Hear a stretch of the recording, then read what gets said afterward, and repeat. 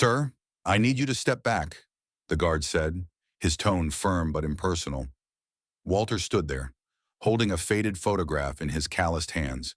"My grandson owns this building," he replied softly, his voice steady. The second guard let out a short laugh, his eyebrows arching. "Yeah, and my dad's the CEO of the country," he said, chuckling. So Walter stepped back, settled quietly by the wall, and waited without complaint. 40 minutes later, the elevator door slid open and a man in a crisp black suit stepped out.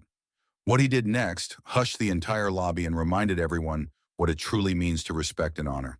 Welcome to Grateful Stories, where tales of compassion and kindness are told. Let's uncover what really happened. Walter Price sat on the edge of the marble bench, his hands folded carefully in his lap.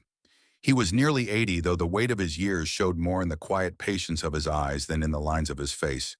The old Marine Corps dress jacket he wore was faded at the edges, the brass buttons dulled by time, but he wore it with the same quiet dignity he had carried through every chapter of his life.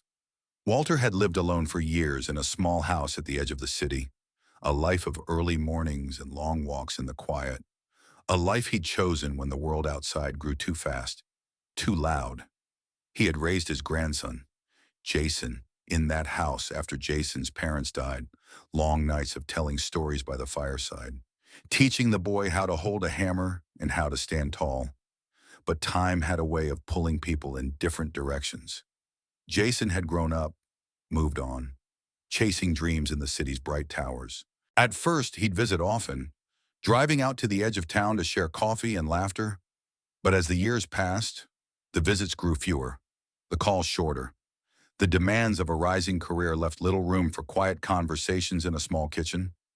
Walter didn't blame him. He understood ambition, understood the hunger for something bigger. He'd seen it in the faces of young Marines under his command, years ago, when the world seemed endless. Still, he missed those visits, missed the boy who had once looked at him like he was unbreakable. He hadn't seen Jason in person in over 3 years. The phone calls had become rare, just a few words on birthdays, a polite check-in at Christmas, and though Walter had accepted that, the distance still sat heavy in his chest. But that wasn't why he was here today, a few months ago. The doctors had told Walter his heart was failing. They said it gently, with soft voices and sad eyes, as if that would soften the truth. He didn't feel sorry for himself. He'd lived a long life, seen things most men never would. But as the days turned into weeks, he found himself thinking more and more of the people he loved. And he knew he needed to see Jason one last time. Not for apologies or explanations, not to ask for anything at all, just to look at the boy he'd once carried on his shoulders and see for himself that he'd grown into the man Walter had always hoped he would be. So he rose early that morning, dressed carefully in the uniform that had carried him through so many battles, and pinned the medals to his chest, not out of pride, but because they were a part of him, a reminder of every lesson he'd ever taught his grandson about duty, about honor, about the quiet strength it takes to keep going. He took the old photograph from the frame in his hallway, the one of him and Jason on graduation day, both of them smiling like they knew exactly where they belonged. The ride into the city was long, the bus weaving through morning traffic as the skyline rose higher with every mile. Walter didn't mind. He watched the buildings stretch up into the clouds, the glass and steel shining bright. He thought about how Jason had built his life here, in these towers, how he'd made something bigger than either of them had ever imagined. When he stepped off the bus, he paused on the sidewalk to catch his breath. The headquarters of Jason's company rose above him, all polished glass and quiet authority. It was the kind of building that seemed to hum with purpose, people in suits moving quickly, voices low and sure. Walter squared his shoulders and stepped inside. The lobby was bright and cool, the marble floors gleaming under soft lights. Receptionists moved behind sleek counters, their smiles practiced and polite. Businessmen and women passed by, their conversations clipped and hurried, their eyes never lingering on the old man in the corner. He paused at the security gate where two guards stood watch. One was a tall man, his uniform crisp, his eyes scanning the room with practiced calm. The other was younger, his expression more open but no less firm. Walter approached them slowly, holding the photograph gently in his hand. "Good morning, gentlemen," he said, his voice low and steady. "I'm here to see my grandson, Jason Price. He's the chairman of this company." The younger guard looked at him, his brows knitting together. "Do you have an appointment, sir?" he asked, his voice polite but edged with the authority of someone used to saying no. Walter shook his head. "No appointment," he said simply. "I just wanted to see him. I won't be long." The guard shared a look, one that spoke of policies and procedures, of the quiet machinery of power that turned behind every door in this place. The older guard spoke up, his tone even. "I'm sorry, sir. Without clearance or an appointment, we can't let you pass the lobby." Walter nodded. He understood rules. He had lived his life by them. Still, he held out the photograph, his fingers steady. "This is me and Jason," he said softly. "He was just a boy then. I wanted to see how he's doing." The younger guard took the photo, studying it for a moment. He looked back at Walter, then at the photo again, the smiling young man in the cap and gown, the proud grandfather beside him. But he handed it back with a small shake of his head. "I'm sorry, sir," he said again. "I'm sure he's very proud of you, but without an appointment, there's nothing we can do." Walter took the photo back, tucking it into the inside pocket of his jacket. There was no anger in his face, no sign of bitterness, just the quiet resolve of a man who had learned long ago that sometimes the world turns its back whether you deserve it or not. He stepped back from the gate, moving to the edge of the lobby.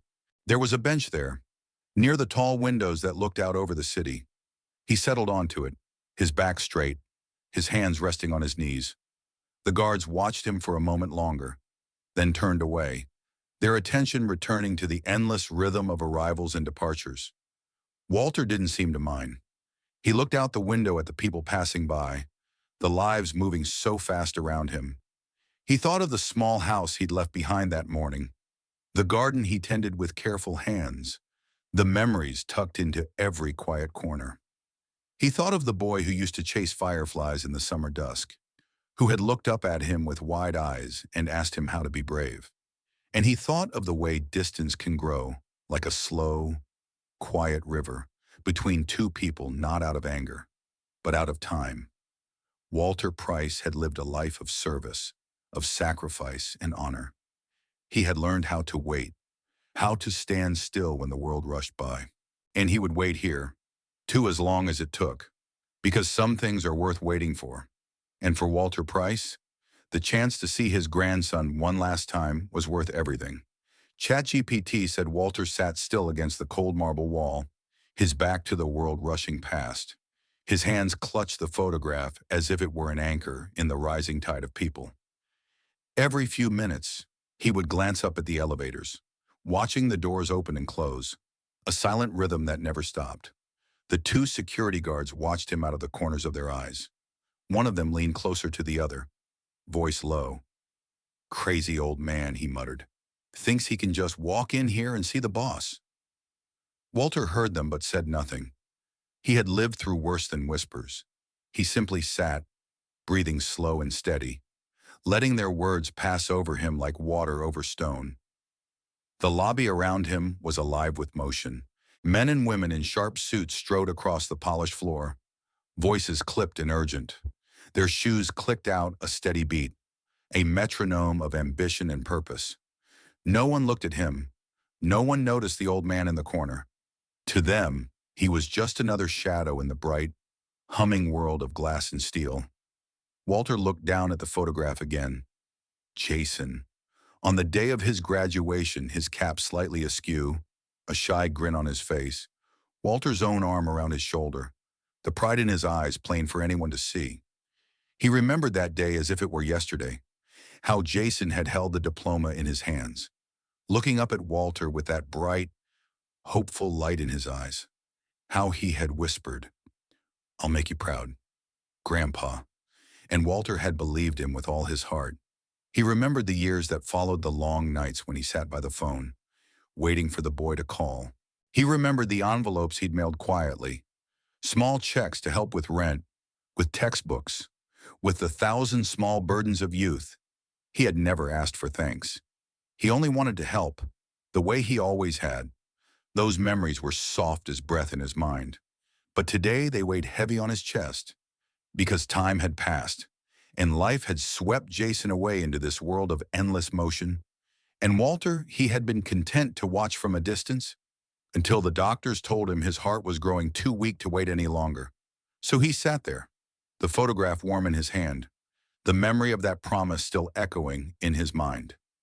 "I'll make you proud, Grandpa." That was all he wanted to see in Jason's eyes again just once, before it was too late. Across the lobby, two junior employees paused by the reception desk, whispering to one another.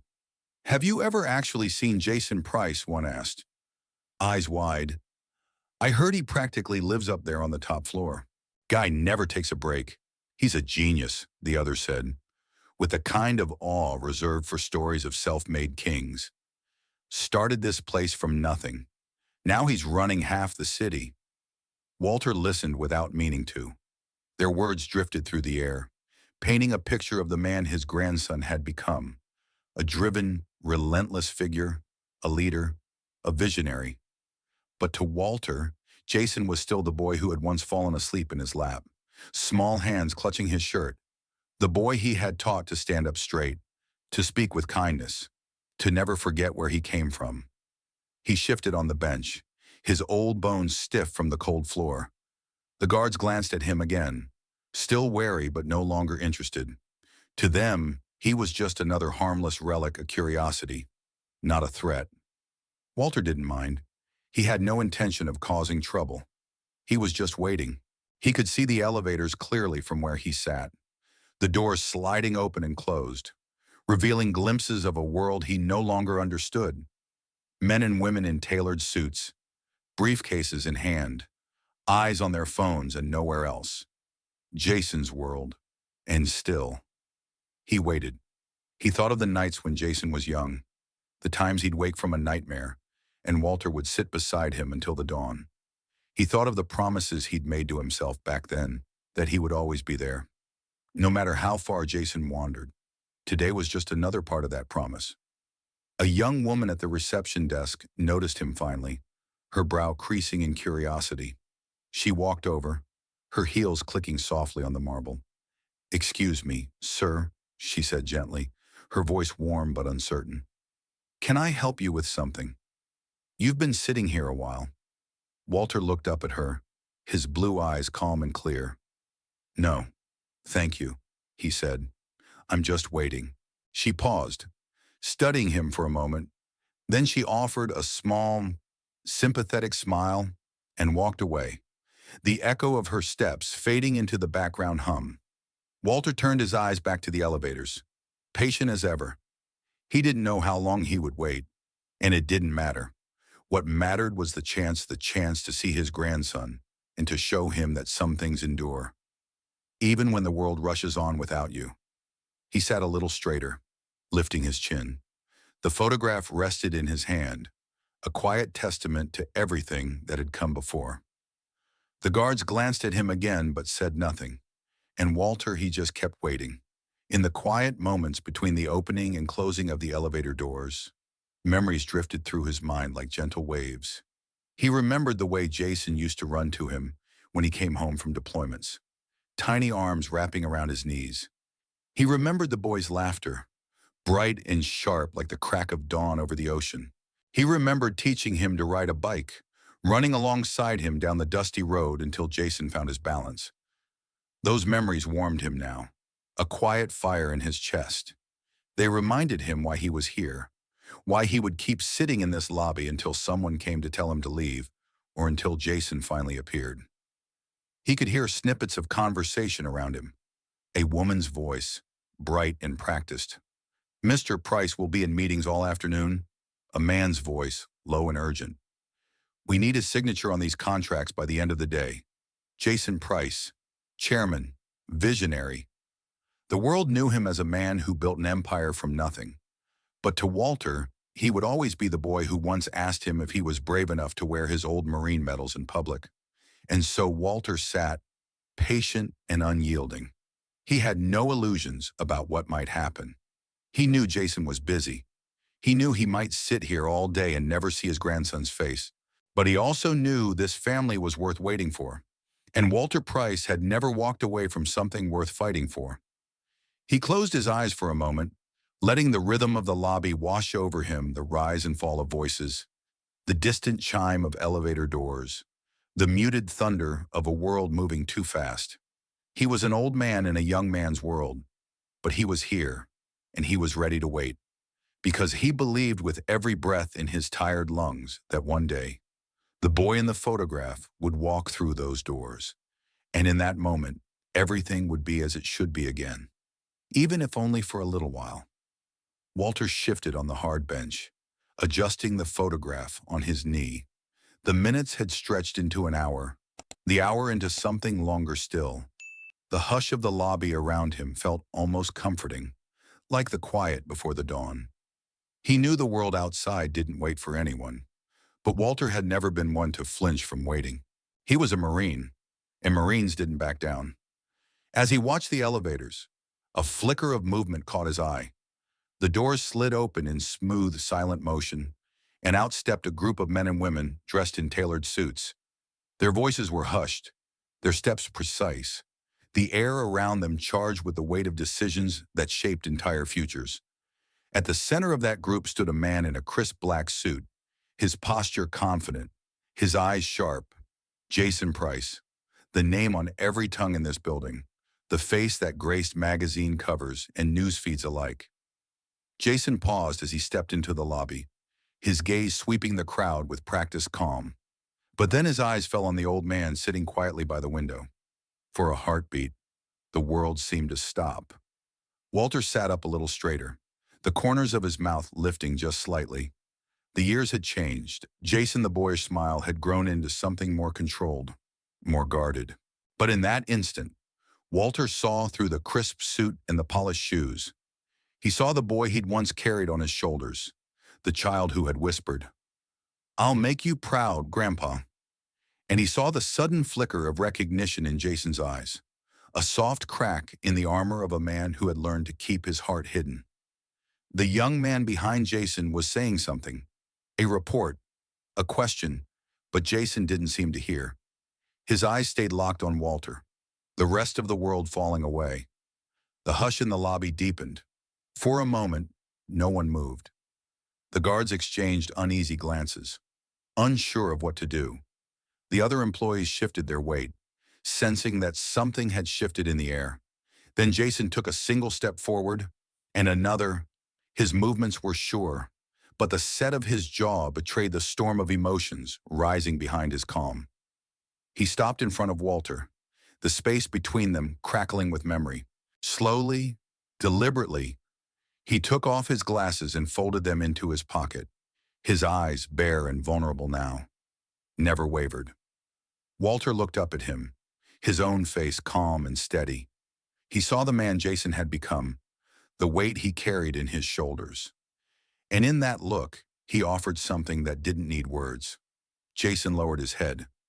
In the middle of that grand lobby, with everyone watching, he bowed to his grandfather, not as a businessman to a guest, but as a grandson to the man who had taught him how to stand tall. The lobby seemed to hold its breath. The guards stood frozen, their eyes wide, every word they might have said dying on their lips. Even the chatter of passing employees fell silent, replaced by a hush so complete it felt almost sacred. Jason straightened slowly, and when he spoke, his voice was low and rough with emotion. "You came all this way," he said, his words catching in his throat. "I should have known. I should have come to you." Walter gave a small shake of his head.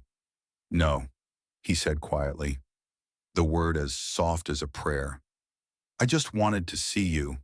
That's all." Jason reached out, his hand trembling just slightly, and rested it on Walter's shoulder. His grip was gentle, but there was strength in it, the strength of someone who had finally remembered what truly mattered. And in that touch, Walter felt the years fall away. "I'm sorry," Jason said, his voice cracking as he looked into Walter's eyes. "I'm sorry I let it go so long. I'm sorry I made you wait. Walter's fingers tightened around the photograph in his lap, but he didn't say anything. There was no need. He had always known that Jason would find his way back. Jason turned then, his gaze sweeping over the two security guards standing rigid at their post. His voice grew stronger, each word ringing with quiet authority. "This is my grandfather," he said. "The man who taught me everything I know about honor, about keeping your word. He is not a visitor. He is family." The guards swallowed hard, their eyes wide with sudden understanding. One of them opened his mouth as if to speak, but the words wouldn't come. They looked at each other, then down at the floor. The other employees who had paused to watch stood still, their expressions shifting from confusion to something closer to reverence. The man they had always known as a driven executive was, in that moment, just a grandson honoring the man who had shaped him. And in that small, silent moment, the building itself seemed to stand a little taller. Jason turned back to Walter, his hand still firm on his shoulder. He didn't say anything more, and he didn't need to. The silence between them was full of everything they had ever shared, and everything they had yet to say. Walter looked up at him, his eyes soft with pride. In that instant, he saw not the boy he had raised, but the man he had become. And he knew, deep in his bones, that every sacrifice, every long night, every quiet word of encouragement had been worth it. The lobby remained hushed, the only sounds a soft hum of air vents and the distant click of elevator doors. It felt like the world had stopped spinning, just for them. And in that stillness, there was no doubt only the simple, unshakable truth of family. Jason's voice dropped to a whisper, meant only for Walter. "Come upstairs with me," he said. "Please, let me show you what you built in me." Walter hesitated only a moment. Then he rose from the bench, slow but steady, his back straight and his eyes clear. He slipped the photograph back into his jacket, resting his hand over it for just a moment. Jason slipped his other arm under Walter's elbow, offering support but not imposing it. Together, they turned toward the elevators, the hush around them like a benediction. The employees parted for them, a quiet, instinctive gesture of respect. Walter didn't look back as he walked beside his grandson. He didn't need to. The past was behind them, and the future was in every step they took together. And in that simple act, a grandson's hand on his grandfather's arm, a silent promise in every breath, the distance of all those years fell away. The world outside would keep turning, loud and fast and bright. But in that moment, in that lobby, there was only the quiet strength of a family that refused to be forgotten. And for Walter Price, that was all he had ever needed. Walter felt the hush settle around them like a warm blanket as Jason guided him through the lobby. The silence wasn't empty.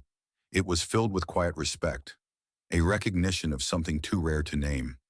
People stepped aside without being asked, their faces softening as they watched the young CEO walk hand in hand with the old Marine in the faded jacket. Jason didn't look back, his chin lifted with a quiet pride. He had always carried his grandfather's lessons deep in his bones. But today he let the world see them. Today he let everyone know that the man beside him was the foundation of everything he'd become. They reached the elevators, the polished steel doors gleaming beneath the soft lobby lights. Jason paused, his hand steady on Walter's shoulder. He pressed the call button, the small circle glowing gold beneath his finger. When the doors slid open, he guided Walter inside with a gentle reverence. The small mirrored cabin felt like a world apart from the rush and noise of the lobby. Walter stepped inside, his posture still straight, the photograph safe in his pocket. Jason turned to face him, his expression open, stripped of the calm authority he wore like armor. In this quiet space, he was no longer the CEO of a powerful company. He was simply a grandson, grateful for the chance to be a boy again. "Grandpa," he said softly, his voice shaking just enough to be human. "You taught me what respect means. You showed me that real strength isn't loud or proud. It's in how you treat people, even when no one's watching." He swallowed, his eyes shining. "I needed you to see that, today, I needed you to know I haven't forgotten. Walter smiled, a small, gentle curve of his lips. He reached up, resting his weathered hand against Jason's cheek for a moment. I see it. Son, he said, his voice no louder than a breath. And I always knew you would. The door slid shut with a soft sigh, cocooning them in a moment of perfect stillness. Walter could feel the gentle rise of the elevator beneath his feet, the steady climb that felt like an echo of every step Jason had taken to reach this place. It was a small miracle. He thought the way love can outlast time and distance, the way it can find its way back when you least expect it. Jason's hand tightened on his grandfather's shoulder, grounding them both. Today, he said, his voice strong again, I wanted everyone to see where I come from. I wanted them to understand that all this, he gestured around them. At the walls of steel and glass, none of it matters if I forget who I am.